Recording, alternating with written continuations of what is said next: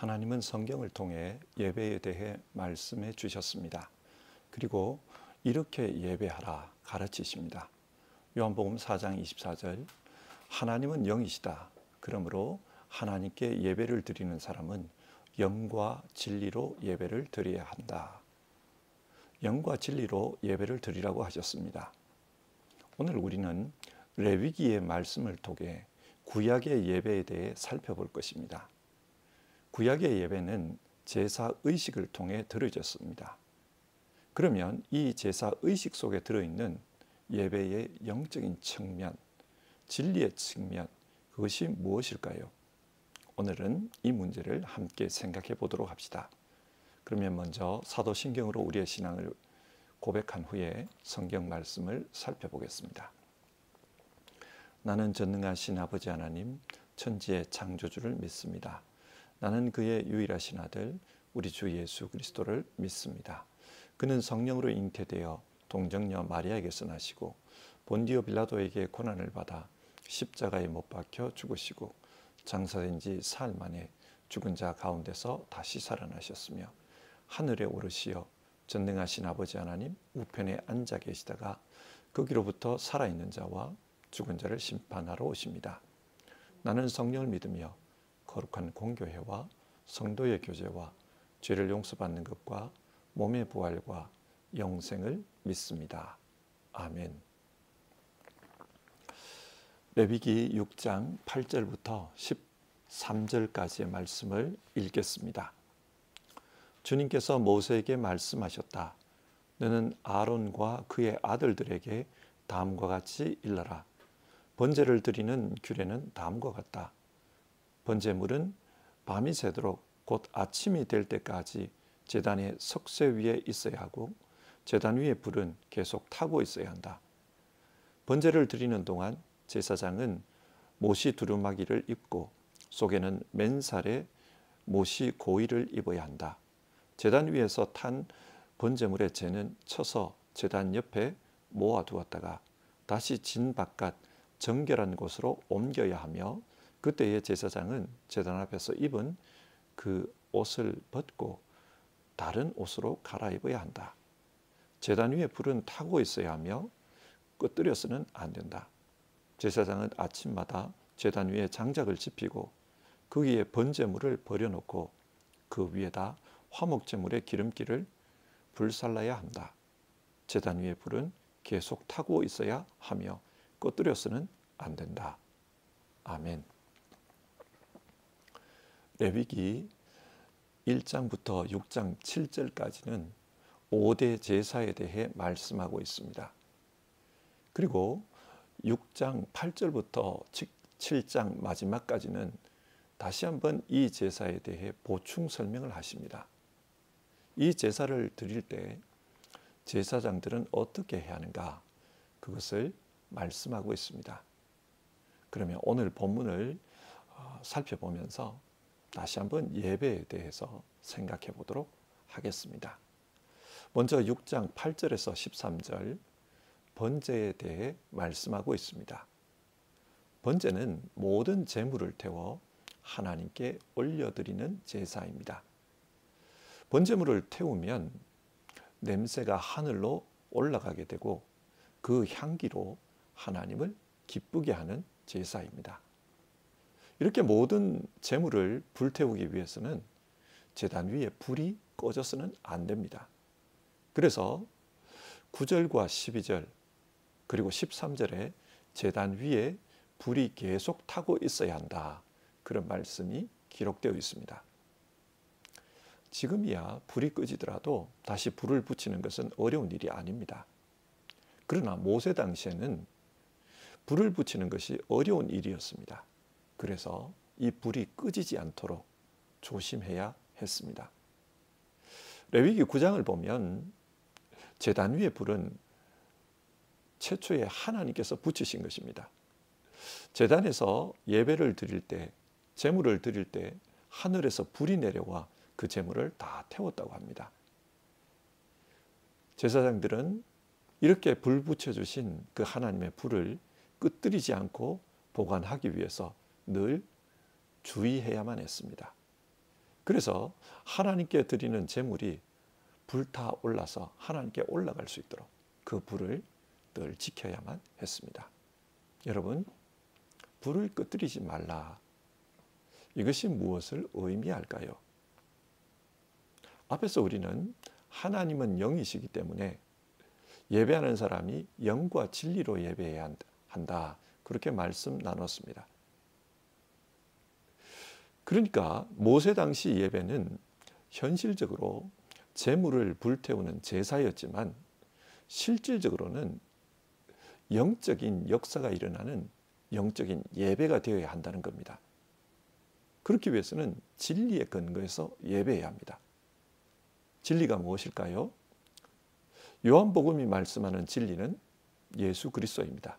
내가 곧 길이요 진리요. 예수님이 진리입니다. 그러니까 진리로 예배해야 한다. 그 말은 예수 그리스도를 통해 예배해야 한다. 그 뜻입니다. 예수님을 통해 예배하는 가운데 영적인 사건이 일어나야 합니다. 그것이 하나님께서 원하시는 참된 예배입니다. 구약 성경이 말하는 이 제물은 궁극적으로 예수 그리스도를 가리킵니다. 예수 그리스도가 우리를 위한 제물이 되어 하나님과 우리 사이에 만남이 일어나게 해주십니다. 그런데 그 만남이 지속되기 위해서는 제단에 불이 꺼져서는 안 됩니다. 이 불이 있어서 늘 제물을 불태워야 합니다. 자, 그러면 여기서 말하는 이 불은 영적으로 무엇을 가리킬까요? 사도행전 2장을 보면 오순절에 성령께서 임하셨습니다. 그 성령이 임할 때 각 사람 위에 불의 혀같이 갈라지는 것이 나타났다. 그렇게 말했습니다. 각 사람의 심령에 성령의 불이 임한 것입니다. 성경은 성령을 불로 묘사합니다. 우리가 예수 그리스도를 통해 예배할 때 하나님께서는 우리의 심령에 성령을 보내십니다. 그리고 그 성령으로 영적인 예배가 가능하도록 만들어 주십니다. 성령 가운데 하나님과의 교제가 일어납니다. 성령으로 말미암아 예수 그리스도와 우리 사이에 연합이 일어납니다. 그래서 예수 그리스도와 연합된 우리가 예수 그리스도로 예배할 때 우리의 삶이 제물이 되어 그리스도의 향기로 하나님 앞에 올라가는 것입니다. 이것이 번제입니다. 온전한 번제를 드리기 위해서는 우리의 심령에 성령의 불이 꺼져서는 안 됩니다. 만약 우리의 심령에 성령의 불이 꺼지면 어떻게 될까요? 야고보서 3장 6절에 이런 말씀이 나옵니다. 혀는 불이요. 혀는 우리 몸의 한 지체지만 온몸을 더럽히며 인생의 수레바퀴에 불을 지르고 결국에는 혀도 게헨나의 불에 타버립니다. 성령의 불이 꺼지면 우리 심령 안에 본성적인 악함이 드러납니다. 그래서 우리의 혀를 통해 그 악한 생각들이 막 쏟아져 나오게 됩니다. 그러다 보면 온몸을 더럽히고 또 우리의 인생을 불타게 한다는 거예요. 그리고 그 불은 지옥의 불과 같다고 합니다.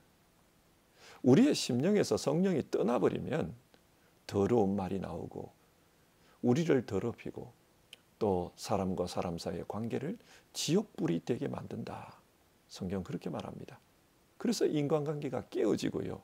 다른 사람에게 상처를 주고요. 또 험한 말로 하나님의 영광을 가리게 됩니다. 여러분, 우리의 심령에 성령의 불이 꺼지면 안 됩니다. 우리가 영적인 예배를 드리기 위해서는 우리의 심령에 성령이 언제나 불타올라야 합니다. 두 번째로 14절에서 23절은 소제에 대해 말씀합니다. 소제는 곡식 가루를 갈아서 드리는 제사입니다. 땅의 소산을 하나님께 드림으로 이 땅의 모든 것이 하나님으로부터 왔음을 인정하는 것입니다. 하나님의 주권을 인정하는 예배입니다. 그런데 이 소제를 드릴 때는 누룩을 넣어서는 안 된다. 그렇게 말합니다. 누룩은 죄를 상징하지요. 그래서 죄가 우리 가운데 있으면은 자기를 부풀립니다. 교만하게 만들어서 마치 자기가 하나님인 것처럼 그렇게 생각하며 살게 만듭니다. 하나님은 우리가 예배할 때 이 누룩을 제거하라고 했습니다. 우리는 하나님 앞에 예배할 때 교만한 모습 그대로 예배해서는 안 됩니다. 마치 곡식을 맷돌에 갈아 고운 가루가 되게 하는 것처럼 우리의 죄된 모습을 예수 그리스도 십자가 앞에서 갈아야 합니다. 그리고 겸손하게 고운 가루가 되어 하나님께 예배해야 합니다. 우리 주님께서 십자가에서 죽기까지 순종하셨던 것처럼 우리도 겸손하게 주님 앞에 예배하는 그런 모습이 되어야 합니다. 사람들은 예배를 통해 하나님을 달래려고 합니다. 하나님, 내가 이걸 드릴 테니까 내가 원하는 대로 해 주십시오. 그런 마음으로 기도하고 예배하는 이가 있습니다. 자기 뜻대로 하나님을 움직이려고 하는 것입니다. 하나님을 마치 자신의 종처럼 부리려고 하는 것입니다. 이런 예배는 올바른 예배가 아닙니다. 자신을 쳐서 복종시키고 마치 가루가 되듯이 그렇게 겸손하게 하나님 앞에 예배하는 것, 하나님은 그것을 원하십니다. 누구든지 나를 따르려거든 자기를 부인하고 나를 따르라. 자기를 부인하고 고운 가루가 되어 예수님을 따르는 그런 예배가 되어야 합니다. 16절을 보면 이렇게 고운 가루로 음식을 만들어 먹을 때 제사장들은 반드시 회막 안에서 먹어야 한다. 그렇게 말씀합니다. 왜 회막 안에서 먹으라고 할까요? 회막은 하나님을 만나는 집입니다. 그러니까 회막 안에서 먹는다는 말은 하나님과 함께 이 음식을 먹으라는 뜻입니다. 우리 한국말에 식구라는 단어가 있습니다. 식구는 음식을 같이 먹는 사람을 가리킵니다. 음식을 같이 먹는 사람, 그들이 식구이고 가족입니다. 회막 안에서 음식을 먹으라는 것은 하나님의 가족이 되어 하나님과 함께 살아야 된다는 말입니다. 여러분, 가족이 뭡니까? 가족은 좋은 일이든 나쁜 일이든 함께하는 사람입니다. 가족은 그 편에 서서 하나가 되어 같이 가는 사람입니다. 욥기를 읽다 보면 욥의 억울한 사연이 나옵니다. 욥은 죄를 지은 것이 없는데 이해할 수 없는 고난을 겪고 있습니다. 그래서 왜 내게 이런 고난을 주십니까? 하나님께 원망합니다. 여러분, 욥기의 결론이 무엇입니까? 이해할 수 없는 어려움이 찾아오더라도 하나님의 편에 서서 이해하라는 것입니다. 하나님은 뜻이 있어서 그렇게 하셨을 것이다. 하나님의 편에 서서 생각하라. 그것을 우리에게 교훈합니다. 우리가 다 할 수는 없습니다. 그러나 하나님은 선하신 분이기에 그 하나님의 편에 서서 생각을 해야 한다. 욥기는 그것을 말합니다. 이것이 바로 식구입니다. 소제는 우리가 하나님의 식구가 되었다. 그것을 말합니다. 예배를 드리고 예배당을 나오면서 이번 한 주간도 하나님의 식구가 되어서 하나님과 함께 살아가겠습니다. 그 결심을 해야 합니다. 그것이 소제가 가르치는 영적인 의미입니다. 마지막으로 속죄제사에 대한 규례가 나옵니다. 속죄제사는 죄를 씻는 제사입니다. 이 제사를 드린 후에 제사장은 속죄 제물을 회막에서 먹으라고 합니다. 이 속죄제사가 무엇입니까? 우리의 죄를 씻어주는 제물, 즉 예수 그리스도입니다. 예수님은 제자들에게 나는 하늘로부터 온 생명 양식이다. 너희는 나를 먹어야 한다. 그런 말씀을 하셨습니다. 여기서 예수님을 먹는다는 것은 예수님을 믿는다는 말입니다. 여기에 심오한 의미가 있습니다. 음식을 먹으면 그 음식이 우리 몸 안에 들어가서 우리의 살이 되고 피가 됩니다. 먹기 전에는 나와 서로 다른 존재였지만 먹고 나면 나의 살이 되고 피가 됩니다. 하나가 됩니다. 그처럼 제사장에게 속죄 제물을 먹으라고 하는 이유는 예수 그리스도와 하나가 되라는 말입니다. 그래서 죄에 대해서는 예수 그리스도와 함께 죽고 새 생명으로 예수 그리스도와 함께 다시 사는 것입니다. 그래서 거룩한 존재가 되었다. 그것을 믿으며 살라는 말입니다. 이 속죄 제사 관련된 규례를 보면요, 좀 특이한 점이 있는데 속죄 제물을 오지 그릇에 삶았다면 그 오지 그릇을 깨뜨리고 녹그릇에 삶았다면 녹그릇을 문질러 닦으라고 합니다. 왜 이렇게 하라고 합니까? 거룩함을 유지하기 위해서입니다. 오지 그릇은 흡수성이 있습니다. 그렇기 때문에 제물을 삶을 때 그 제물의 기름기가 그릇에 흡수될 수 있습니다. 하나님께 드려진 제물은 거룩한데 그 거룩해진 그릇으로 다른 용도에 사용하면 그 거룩성이 더럽혀지지 않겠습니까? 그래서 그 거룩성을 유지하기 위해 오지 그릇으로 삶았다면 그릇을 깨뜨리라, 그렇게 말합니다. 여러분, 이 말씀에 담겨져 있는 영적인 의미가 무엇입니까? 예수 그리스도와 함께 사는 사람은 이제 거룩한 사람이 되었습니다. 거룩하게 살기 위해서는 우리 인생에 깨뜨려야 할 것, 포기해야 할 것이 있습니다. 예를 들어 새 사람이 되었다면 더 이상 옛 사람의 습관을 가지고 살면 안 됩니다. 깨뜨려야만 합니다. 예수님은 제자들에게 아주 단호하게 말씀하신 것이 있습니다. 너희의 눈이 너로 하여금 죄짓게 하거든 그 눈을 뽑아버리고 너희의 손이 너희로 하여금 죄짓게 하거든 그 손을 잘라버리라, 그런 말씀을 하셨습니다. 물론 이 말씀은 문자 그대로 눈 뽑으라, 손 잘라라, 그 말이 아닙니다. 과장법입니다. 그 정도로 단호하게 죄를 버리라는 말입니다. 육신의 몸으로 죄를 짓지 않게 위해서 그 정도로 단호해야 한다, 그것을 말씀한 것입니다. 예배는 자기를 부인하고 예수 그리스도와 연합해서 살아가는 삶입니다. 예수 그리스도로 사는 사람은 죄를 떠났기 때문에 죄에 대해서는 아주 단호해야 합니다. 요셉을 보십시오. 요셉이 보디발의 아내의 유혹을 받았습니다. 그때 요셉은 단호했습니다. 보디발의 아내가 옷을 잡고 늘어지자 그 옷을 버려두고 가버렸다고 합니다. 하나님은 예배하는 우리에게 죄에 대해서 이런 단호함을 요구하십니다. 자, 말씀을 정리하겠습니다. 하나님은 오늘 우리에게 예배의 의미에 대해서 다시 한번 말씀해 줍니다. 번제와 관련해서는 성령의 불을 꺼뜨리면 안 된다, 그렇게 말씀합니다. 우리 안에 언제나 성령이 불타올라서, 그래서 성령의 역사로 충만해서 하나님 앞에 우리 자신이 향기로 드려져야 한다는 말입니다.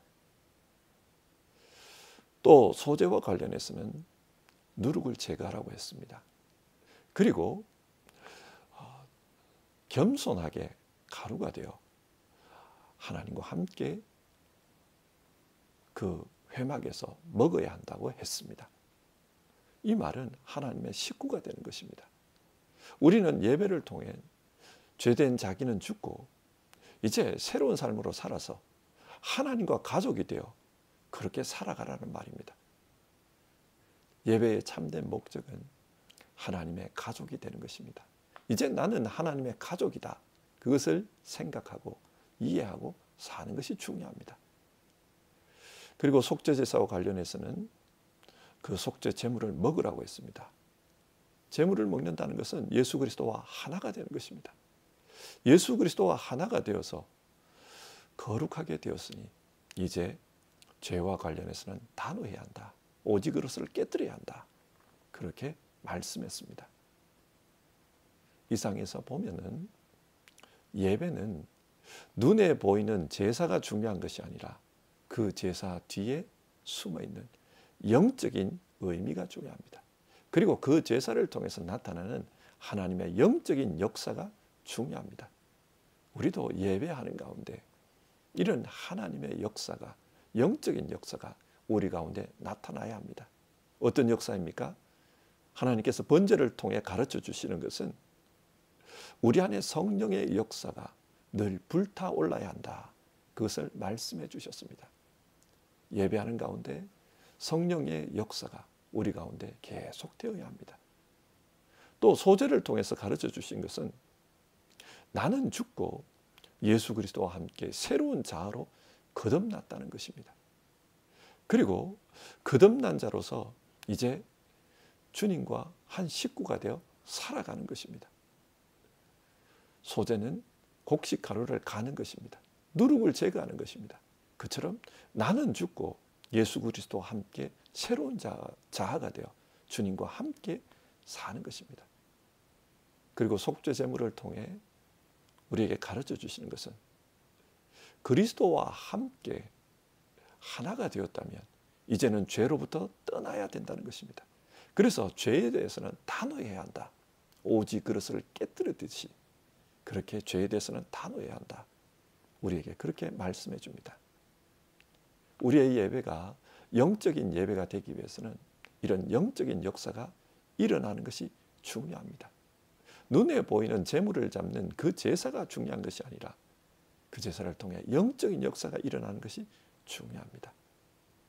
번제를 드리듯 성령으로 불타오르는 우리 되기를 바랍니다. 또 소제를 드리듯 곡식 가루가 갈려 고운 가루가 되듯 나는 죽고 예수 그리스도로 함께 사는 새로운 자아가 되어 예수 그리스도의 가족이 되기를 바랍니다.